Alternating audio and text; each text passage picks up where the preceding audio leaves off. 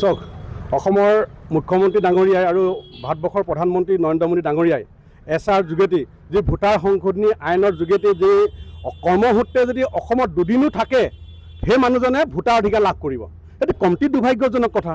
অসমৰ মুখ্যমন্ত্ৰীয়ে কি অসমৰ মানুহক কি মূৰ্খ হৈছে নেকি, বুৰ্বক বুলি ভাবিছে নেকি, নে তেওঁই মহা জ্ঞানী মানুহ? আমি কৃষক মুক্তি সংগ্ৰাম সমিতিয়ে ক'ব বিচাৰোঁ, এই এছআৰ বাতিল কৰক, নহ'লে অনাগত সময়ত কৃষক মুক্তি সংগ্ৰাম সমিতিয়ে আৰু অসমৰ জাতি জনগোষ্ঠীয়ে কেতিয়াও এই মুখ্যমন্ত্ৰীজনক মুখ্যমন্ত্ৰী হিচাপে মানি নল'ব।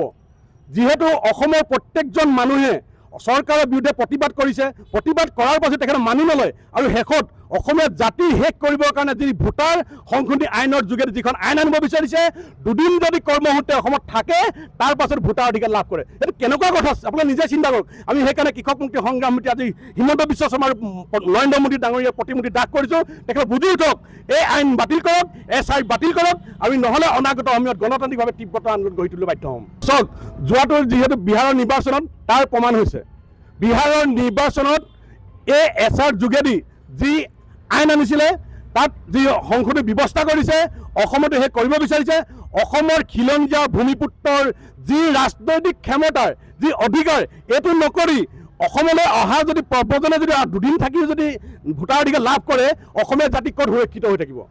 অসমীয়া জাতিৰ প্ৰথমতে সুৰক্ষিত কৰি লওক, তাৰ পাছত হিমন্ত বিশ্ব শৰ্মাই যি কৰে কৰি থাকিব। অসমীয়া জাতিৰ প্ৰত্যেকজন থলুৱাৰ খিলঞ্জীয়া মানুহে ৰাজনৈতিক অধিকাৰ দি লওক।